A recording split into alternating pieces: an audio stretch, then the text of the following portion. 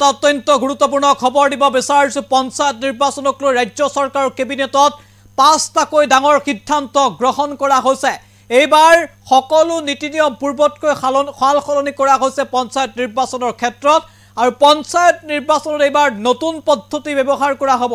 নতুন পদ্ধতিৰে অনুষ্ঠিত হ'ব পঞ্চায়ত নিৰ্বাচন এইবাৰ পঞ্চায়ত নিৰ্বাচনত ওয়াৰ্ড মেম্বাৰ আৰু সভাপতিৰ বাবে নাথাকে কোনো ৰাজনৈতিক দল অৰ্থাৎ কংগ্ৰেছ বিজেপি বা কোনো ৰাজনৈতিক দলৰ সিম্বলত এইবাৰৰ পৰা পঞ্চায়তৰ মেম্বাৰে নিৰ্বাচন খেলিব নোৱাৰিব আৰু পঞ্চায়তৰ সভাপতি বাছনিৰ ক্ষেত্ৰতো নাথাকিব কোনো ৰাজনৈতিক দল কেৱল সেয়াই নহয় আন কেইবাটাও ডাঙৰ সিদ্ধান্ত গ্ৰহণ কৰা হৈছে পঞ্চায়ত নিৰ্বাচনক লৈ বিগ আপডেট এনি টক্সৰ দৰ্শকৰ বাবে আপনাৰা খুবই গুৰুত্বপূৰ্ণ খবৰ পঞ্চায়েত নিৰ্বাচনক লৈ ৰাজ্য সৰকাৰ 5টাকৈ ডাঙৰ সিদ্ধান্ত অহা নৱেম্বৰত অনুষ্ঠিত হ'ব পঞ্চায়ত নিৰ্বাচন নিৰ্বাচনৰ পূৰ্বে প্ৰতিটো ব্লক আৰু গাঁও পঞ্চায়তৰ সীমা পুনৰ নিৰ্ধাৰণ কৰা হ'ব বিগ আপডেট আমি জনাই আছো সৰ্বাধিক 17টা গাঁও পঞ্চায়ত ব্লক লাগি হ'ব এটা ব্লক এইবাৰৰ নিৰ্বাচন হ'ব অৰাজনৈতিক পঞ্চায়তৰ মেম্বাৰ সভাপতিৰ বাবে নাথাকে দলীয় প্ৰতীক চিহ্ন ইতিমধ্যে নিৰ্বাচনৰ পূৰ্বে পঞ্চায়তৰ সীমা সালসলনি কৰা হ'ব পুনৰ সীমা সালসলনি কৰা হ'ব হয়তো আপুনি যেটো পঞ্চায়তৰ অধীনত বৰ্তমান আছে হয়তো সেই পঞ্চায়তৰ অধীনত আপুনি থাকিব নোৱাৰিব আপোনাৰ পঞ্চায়ত হয়তো বেলেগো হ'ব পাৰে কাৰণ এতিয়া সীমা পুনৰ নিৰ্ধাৰণ কৰা হ'ব অৰ্থাৎ সমষ্টি পুনৰ নিৰ্ধাৰণ যিধৰণে কৰা হৈছিল এতিয়াৰ পৰা পঞ্চায়তৰ সীমাও পুনৰ নিৰ্ধাৰণ কৰা হ'ব প্ৰায় 17টাকৈ পঞ্চায়ত লগ লাগি এটা ব্লক হ'ব এনে ধৰণৰ সিদ্ধান্ত গ্ৰহণ কৰা হৈছে এই মুহূৰ্তত পুনে পুনে কেবিনেট বৈঠকৰ পাছত মন্ত্ৰী অনুজ পেগুৱে সংবাদমেল সম্বোধন কৰি কি কৈছিল আগবঢ়াইছে ক্লাবটোৰ আন্তঃগাঁথনি উন্নত কৰাৰ কাৰণে তাত যথেষ্টখিনি ফ্লেক্সিবিলিটি থাকিব জিলা আয়ুক্তসকলৰ অধীনত এখন কমিটি থাকিব সেই কমিটিখনে আলোচনা কৰি এই 5 লাখ টকাৰ ওপৰত সিদ্ধান্ত গ্ৰহণ কৰিব বাকি 10 লাখকৈ টকাৰ ইকুইপমেন্টস অসম চৰকাৰে ক্ৰয় কৰি এই প্ৰত্যেকটো ইউথ ক্লাবক দিব আৰু এটো ট্ৰান্সপাৰেন্টলি আমি সকলোৱে জানো জেম পৰ্টেলৰ জৰিয়তে এই উন্নত মানৰ ইকুইপমেন্টখিনি ক্ৰয় কৰি পেলে এই ইউথ ক্লাবটোক দিয়া যাব কাৰণ যাতে প্ৰত্যেকটো সমষ্টিত এটা ইউথ ক্লাবক আমি এম্পাৱাৰ কৰিব বিচাৰিছো এই ইউথ ক্লাবটোৱে অনাগত দিনত তেওঁলোকে খেল মহাৰণ বা তেনে ধৰণৰ খেল সমষ্টিটোত অনুষ্ঠিত কৰাৰ কাৰণে তেওঁলোকে যাতে ব্যৱস্থা গ্ৰহণ কৰিব পাৰে আৰু তেওঁলোকক যি প্ৰয়োজনীয় সামগ্ৰী ইকুইপমেন্টস বিশেষকৈ যিখিনি জৰুৰী সেইখিনি যাতে তেওঁলোকৰ কাৰণে সহজলভ্য হৈ থাকে দ্বিতীয়তে ইতিমধ্যে পঞ্চায়ত নিৰ্বাচনৰ সময়সূচী যোৱা কেবিনেটৰ সিদ্ধান্ত অনুযায়ী ঘোষণা কৰা হৈছিল পঞ্চায়ত নিৰ্বাচনৰ প্ৰস্তুতি আমাৰ আৰম্ভ হৈছে কিন্তু এইবাৰ পঞ্চায়ত নিৰ্বাচনৰ আগত আমাৰ এটা কৰিবলগীয়া কাম আছে সেই কৰিবলগীয়া কামটো হ'ল ডিলিমিটেশন যেহেতু বিধানসভা লোকসভা সমষ্টিবিলাকৰ ডিলিমিটেশন হৈ গৈছে এতেকে এতিয়া গাঁও পঞ্চায়ত আৰু ব্লক সমূহৰো এটা ডিলিমিটেশন পুনৰ্গঠন কৰাৰ প্ৰক্ৰিয়াৰ সম্পৰ্কে আজি কেবিনেটে সিদ্ধান্ত গ্ৰহণ কৰে মোটামুটি আমাৰ ব্লকৰ সংখ্যা এতিয়া জিলাসমূহত যিমান আছে সিমানেই থাকিব খুব বেছি তাৰ বঢ়াটোটা নহয় কিন্তু কোনোবা ডিস্ট্ৰিক্টত নিৰ্দিষ্ট পৰিস্থিতি থাকিলে সেই নিৰ্দিষ্ট পৰিস্থিতিত কিছু হালহলনি হ'ব পাৰে সৰ্বাধিক 17টা দ্যাট ইজ ম্যাক্সিমাম মই পুনৰ কৈছো সৰ্বাধিক 17টা গাঁও পঞ্চায়ত এটা ব্লকত থাকিব আৰু এই ব্লকৰ ডিলিমিটেশনখিনি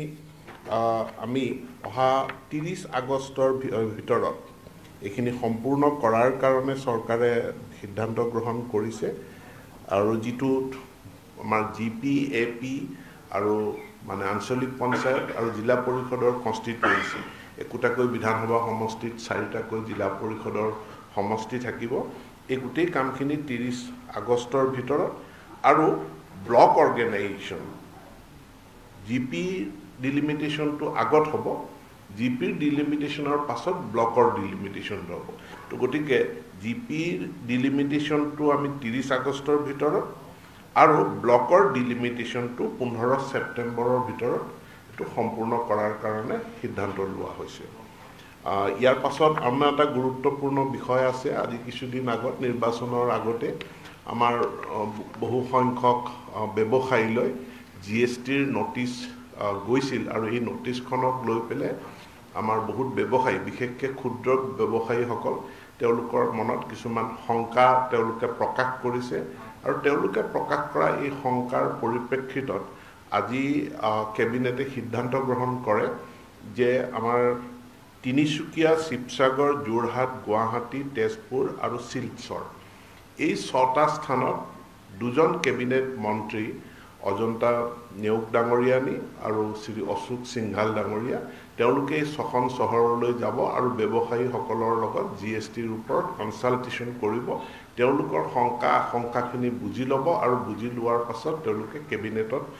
ৰিপৰ্ট দিব, কেবিনেটক এটা প্ৰতিবেদন দিব আৰু প্ৰতিবেদনৰ ওপৰত কেবিনেটে সিদ্ধান্ত গ্ৰহণ কৰিব। মই পুনৰ কৈছোঁ যে GSTৰ যি নটিচ বিভিন্নজনলৈ ব্যৱসায়ীসকললৈ গৈছিলে আৰু এই GST নটিচক লৈ ব্যৱসায়ীসকলে যি শংকা প্ৰকাশ কৰিছে বিশেষকৈ ক্ষুদ্ৰ ব্যৱসায়ীসকলে তাৰ কাৰণে একটা GST কনচাল্টেশ্যন কৰা হ'ব। তিনিচুকীয়া, শিৱসাগৰ, যোৰহাট, গুৱাহাটী, তেজপুৰ, শিলচৰ এই 6খন চহৰত 2গৰাকী কেন্দ্ৰীয় মন্ত্ৰীয়ে গৈ ইয়াতে অংশগ্ৰহণ কৰিব GST কনচাল্টেশ্যনত। তেওঁলোক হ'ল শ্ৰীমতী অজন্তা নেওগ ফাইনেন্স মিনিষ্টাৰ আৰু শ্ৰী অশোক সিংঘাল নগৰ উন্নয়নৰ। তেওঁলোক 2গৰাকীয়ে গৈ ব্যৱসায়ীসকলৰ লগত আলাপ আলোচনা কৰিব। তেওঁলোকৰ পৰা ৰিপৰ্ট লৈ কেবিনেটত এটা ৰিপৰ্ট দিব। তাৰ পাছতে এই সম্পৰ্কে কেবিনেটে পুনৰ বিষয়টো চৰ্চা কৰিব। এইকেইটা আছিল মূল সিদ্ধান্ত। ইয়াৰ উপৰিও আৰু কিছু সৰু সুৰা সিদ্ধান্ত আছে, সেইখিনি সম্পৰ্কে আপোনালোকে চৰকাৰী প্ৰেছ ৰিলিজত গম পাব। ধন্যবাদ।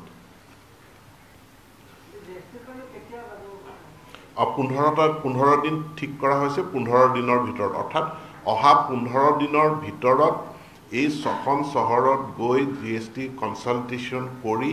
উইদিন 15 ডেইজ 2গৰাকী মন্ত্ৰীয়ে ৰিপৰ্ট দিব আৰু নিৰ্দিষ্ট তাৰিখ ঠাই কোনটো এইটো তেওঁ ক্লাবটোৰ আন্তঃগাঁথনি উন্নত কৰাৰ কাৰণে তাত যথেষ্টখিনি ফ্লেক্সিবিলিটি থাকিব। জিলা আয়ুক্তসকলৰ অধীনত এখন কমিটি থাকিব। সেই কমিটিখনে আলোচনা কৰি এই 5 লাখ টকাৰ ওপৰত সিদ্ধান্ত গ্ৰহণ কৰিব। বাকী 10 লাখকৈ টকাৰ ইকুইপমেণ্টছ অসম চৰকাৰে ক্ৰয় কৰি এই প্ৰত্যেকটো ইউথ ক্লাবক দিব আৰু এইটো ট্ৰেন্সপাৰেণ্টলি আমি সকলোৱে জানো জেম পৰ্টেলৰ জৰিয়তে এই উন্নত মানৰ ইকুইপমেণ্টখিনি ক্ৰয় কৰি পেলাই এই ইউথ ক্লাবটোক দিয়া যাব। কাৰণ যাতে প্ৰত্যেকটো সমষ্টিত এটা ইউথ ক্লাবক আমি এম্পাৱাৰ কৰিব বিচাৰিছোঁ। এই ইউথ ক্লাবটোৱে অনাগত দিনত তেওঁলোকে খেল মহাৰণ বা তেনেধৰণৰ খেল সমষ্টিটোত অনুষ্ঠিত কৰাৰ কাৰণে তেওঁলোকে যাতে ব্যৱস্থা গ্ৰহণ কৰিব পাৰে আৰু তেওঁলোকক যি প্ৰয়োজনীয় সামগ্ৰী ইকুইপমেণ্টছ বিশেষকৈ যিখিনি জৰুৰী সেইখিনি যাতে তেওঁলোকৰ কাৰণে সহজলভ্য হৈ থাকে। দ্বিতীয়তে ইতিমধ্যে পঞ্চায়ত নিৰ্বাচনৰ সময়সূচী যোৱা কেবিনেটৰ সিদ্ধান্ত অনুযায়ী ঘোষণা কৰা হৈছিলে। পঞ্চায়ত নিৰ্বাচনৰ প্ৰস্তুতি আমাৰ আৰম্ভ হৈছে, কিন্তু এইবাৰৰ পঞ্চায়ত নিৰ্বাচনৰ আগত আমাৰ এটা কৰিবলগীয়া কাম আছে। সেই কৰিবলগীয়া কামটো হ'ল ডিলিমিটেশ্যন। যিহেতু বিধানসভা লোকসভা সমষ্টিবিলাকৰ ডিলিমিটেশ্যন হৈ গৈছে, এতেকে এতিয়া গাঁও পঞ্চায়ত আৰু ব্লকসমূহৰো এটা ডিলিমিটেশ্যন পুনৰ গঠন কৰাৰ প্ৰক্ৰিয়াৰ সম্পৰ্কে আজি কেবিনেটে সিদ্ধান্ত গ্ৰহণ কৰে। মোটামুটি আমাৰ ব্লকৰ সংখ্যা এতিয়া জিলাসমূহত যিমান আছে সিমানেই থাকিব, খুব বেছি তাৰ বঢ়াটোতা নহয়। কিন্তু কোনোবা ডিষ্ট্ৰিক্টত নিৰ্দিষ্ট পৰিস্থিতি থাকিলে সেই নিৰ্দিষ্ট পৰিস্থিতিত কিছু সালসলনি হ'ব পাৰে। সৰ্বাধিক 17টা, ডেট ইজ মেক্সিমাম, মই পুনৰ কৈছোঁ সৰ্বাধিক 17টা গাঁও পঞ্চায়ত এটা ব্লকত থাকিব আৰু এই ব্লকৰ ডিলিমিটেশ্যনখিনি আমি অহা 30 আগষ্টৰ ভিতৰত এইখিনি সম্পূৰ্ণ কৰাৰ কাৰণে চৰকাৰে সিদ্ধান্ত গ্ৰহণ কৰিছে। আৰু যিটোত আমাৰ GP, AP আৰু মানে আঞ্চলিক পঞ্চায়ত আৰু জিলা পৰিষদৰ কনষ্টিটুৱেঞ্চি একোটাকৈ বিধানসভা সমষ্টিত 4টাকৈ জিলা পৰিষদৰ সমষ্টি থাকিব। এই গোটেই কামখিনি 30 আগষ্টৰ ভিতৰত আৰু ব্লক অৰ্গেনাইজেশ্যন জিপি ডিলিমিটেশ্যনটো আগত হ'ব জিপিৰ ডিলিমিটেশ্যনৰ পাছত ব্লকৰ ডিলিমিটেশ্যনটো হ'ব তো গতিকে জিপিৰ ডিলিমিটেশ্যনটো আমি 30 আগষ্টৰ ভিতৰত আৰু ব্লকৰ ডিলিমিটেশ্যনটো 15 ছেপ্টেম্বৰৰ ভিতৰত এইটো সম্পূৰ্ণ কৰাৰ কাৰণে সিদ্ধান্ত লোৱা হৈছে ইয়াৰ পাছত আমাৰ এটা গুৰুত্বপূৰ্ণ বিষয় আছে আজি কিছুদিন আগত নিৰ্বাচনৰ আগতে আমাৰ বহু সংখ্যক ব্যৱসায়ীলৈ জিএছটিৰ নটিচ